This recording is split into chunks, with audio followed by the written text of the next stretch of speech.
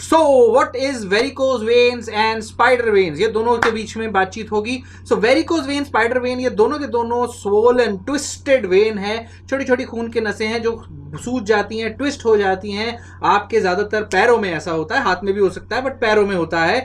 Female में ये ज्यादा कॉमनली होता है. और प्रेगनेंसी और उम्र के साथ मोटापे में आपके रिस्क बढ़ते जाते हैं इन दोनों चीजों के. और ये कोई पेन नहीं होता, कोई दिक्कत नहीं है इस प्रकार की चीजों में. It's painless, it is no major issue in that kind of a case. कोई ऐसी हेल्थ प्रॉब्लम, कोई जानलेवा चीज नहीं है एकदम से हेल्थ मेजर लिवर किडनी खराब होने वाली है इससे, ऐसा कुछ नहीं होगा. सो अगर इसके कोई सिम्टम नहीं, अगर कोई दिक्कत नहीं हो रही है तो आपको इसको एकदम से रिमूव करने की कोई जरूरत नहीं है. अगर आपको इसमें सिम्टम होने शुरू हो जाए तब जाके आप बात करेंगे कि भाई मेरे को इसका क्या इलाज कराना है, मुझे इसका क्या ट्रीटमेंट करना है.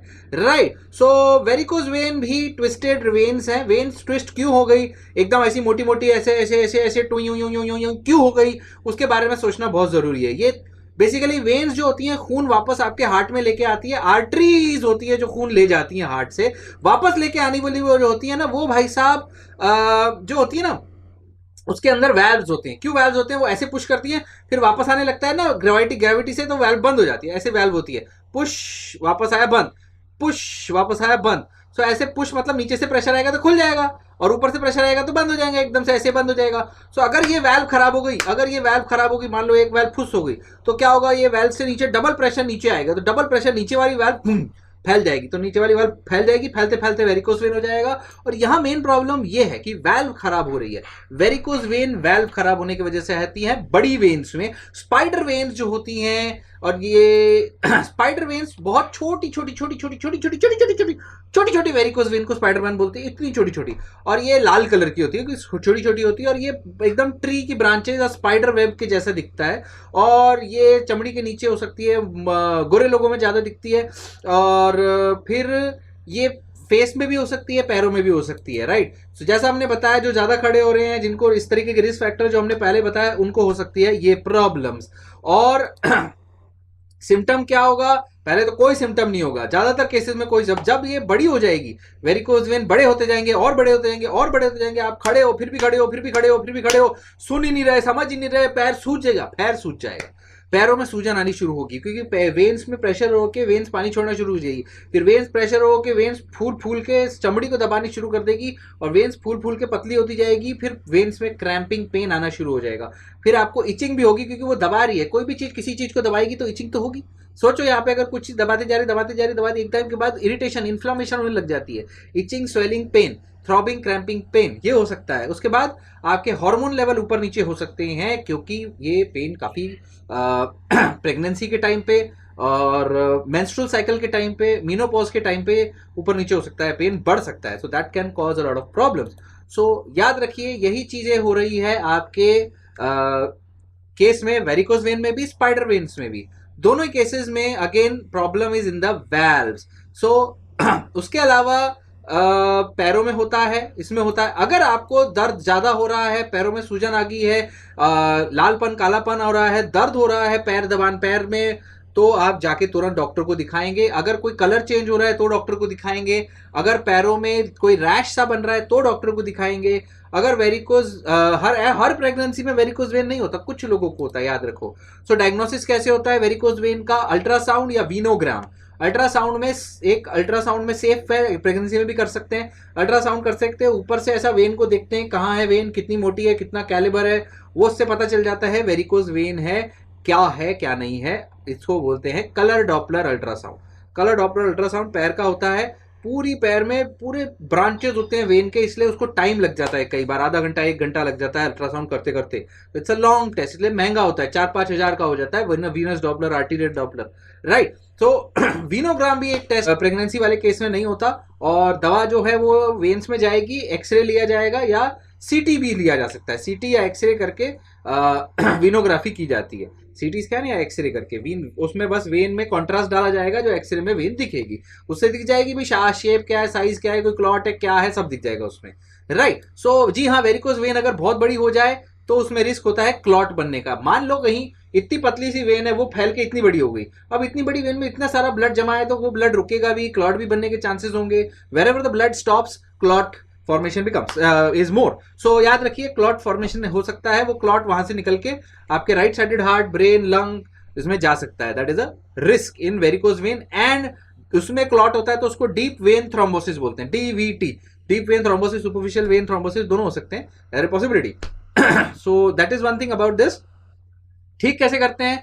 अगर सिम्टम्स कम है तो उसके कारण को ढूंढो. मोटापा है, खड़े रहते हो, काम कंडक्टर हो, शेफ हो, राइट. आते हैं हमारे पास शेफ भी, कंडक्टर्स भी, कई ऐसे लोग जिनका काम ही खड़े होना है. सो उनको हम बताते हैं भैया हाई चेयर ले लो, भैया ऐसा है जब खड़े होते हो तब कंप्रेशन स्टॉकिंग्स पहन लो, जब नहीं खड़े हो तो जाके लेट जाओ, पैर ऊपर करके हार्ट के ऊपर लेवल पे पैर रख लो, दिन में 4 बार, 15 मिनट के लिए, 10 मिनट के लिए, फिर खाली हो जाएगी वेन. एक्सरसाइज करो पैरों की.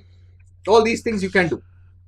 और तो स्टॉकिंग्स है, और चेंज ऑफ लाइफस्टाइल है, और lying down with your leg up above the heart level है, और जब सोते हो तो पैर के नीचे तकिया है. तो ये सब है. और ज्यादा केसेस, ज्यादा लंबी हो गई, ज्यादा मोटी हो गई वेरिकोज वेन, तो फिर लगता है ट्रीटमेंट. सो ट्रीटमेंट जो है वेरिकोज वेन का, याद रखिए कारण नहीं ठीक करोगे तो वापस हो जाएगा. भाई ठीक है, वेरिकोज वेन इतनी है, एक वेन सूजी है, क्यों सूजी? प्रेशर था सूजी, मोटापा था सूजी, खड़े हो ज्यादा सूजी, राइट. वेन खराब हो रही है सूजी. और नहीं पतले नहीं हुए, काम भी नहीं छोड़ा, बस ऑपरेशन करा लिया तो दूसरी सूजी. बोले ये क्या फायदा नहीं ऑपरेशन का? ऐसा नहीं है. आपको पता नहीं है ना बीमारी क्या है, तो ठीक कैसे करोगे, right. So you need knowledge about your enemy to defeat them permanently. So जी हाँ, वापस आ सकती है अगर आप सही से सपोर्ट नहीं करोगे. सो रेगुलर आगे क्या सपोर्ट करना है? फिजिकल एक्टिविटी अच्छी चाहिए. आप ओवरवेट हो, वजन कम करो, बहुत देर बैठो नहीं, बहुत देर खड़े मत रहो, बहुत देर ऐसे एक ही चीज ज्यादा नहीं करनी है. खड़े हो जाओ, आधे घंटे में हिलो, आधे घंटे में एक पोस्चर चेंज, अलग चेंज, कंप्रेशन स्टॉकिंग पहनो, और पुट योर फीट अप. रोज का काम, that is very very important thing. तो कंप्रेशन स्टॉकिंग जो है इंपॉर्टेंट है, याद रखिए. वो आपको प्रिस्क्रिप्शन में मिल जाएगी. 2-3 साइज लेकर आओ, पहन के देखो कौन सा सही लग रहा है, फिट हो रहा है, वो पहनो. फिर दूसरे ट्रीटमेंट क्या है? विदाउट सर्जरी ट्रीटमेंट होते हैं sclerotherapy, closure system, percutaneous laser treatment, endovenous thermal energy laser ablation, laser radio frequency ablation, ये सारे होते हैं. ये सारी चीजों का काम है कि आपकी बस वेन्स जो है सिकुड़ जाएं. तो देखो, ठंडे पानी में वेन रखने से भी वेन सिकुड़ जाती हैं, लेकिन उस केस में वेन परमानेंटली नहीं सिकुड़ती, उसको गर्म मिलेगा वापस फैल जाएगी. सो टेम्पररी वेनो कॉन्स्ट्रिक्शन. और स्क्लेरोथेरेपी में वेन पूरी की पूरी पचक बंद हो जाएंगी, यहाँ खराब वेन बंद, वो नहीं ठीक होने वाली. सो लेकिन रेगुलर एक्सरसाइज या ये सब करने, जो भी बाकी लाइफस्टाइल चेंज, उससे पूरी की पूरी वेन ठीक नहीं होने वाली. याद रखिए, it's not going to cure your problem, it's just going to help you live with it. उसके साथ जी सकते हो लंबे समय तक. That is it, right. Sclerotherapy में इंजेक्शन दिया जाता है केमिकल का वेन के अंदर, वो वेन सिकुड़ जाती है, राइट. क्लोजर थेरेपी बेसिकली जो स्किन के नीचे होती है, बिल्कुल स्किन के नीचे, उनके लिए काम करती है. वो एक एडहेसिव, एक टाइप का एडहेसिव स्टिकी मटेरियल इंजेक्ट कर देते हैं, और उससे क्या होता है, वो एकदम चिमड़ी के नीचे वो वेन क्लोज हो जाती है. बेसिक चीज है, और कोई डीप वेन में नहीं काम कर सकती है. परक्यूटेनियस लेजर का मतलब है यहां से ही इससे बाहर से ही ऊपर से लेजर मारते हैं, ऊपर से लेजर मारते हैं. परक्यूटेनियस लेजर, जहां जहां वेन दिख रही है उसके ऊपर लेजर मारा, टाइम वो लेजर से सिकुड़ता गया.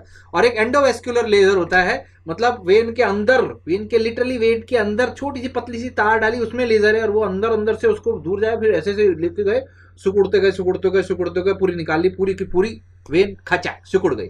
सो that is what people can do without surgery. Surgeries क्या क्या होती है? सर्जरी में फ्लेबेक्टॉमी हो सकती है, लाइगेशन हो सकता है, स्ट्रिपिंग हो सकती है. फ्लेबेक्टॉमी में वेरिकोज वेन का बिल्कुल चमड़ी के नीचे है, तो उसको वहां से निकाल दिया जाता है. डॉक्टर एक छोटा सा कट मारता है, वेन को हुक करता है, वहां से उसको थोड़ा सा वेन एक ही बार में निकाल देता है, छोटे से स्कार्स में.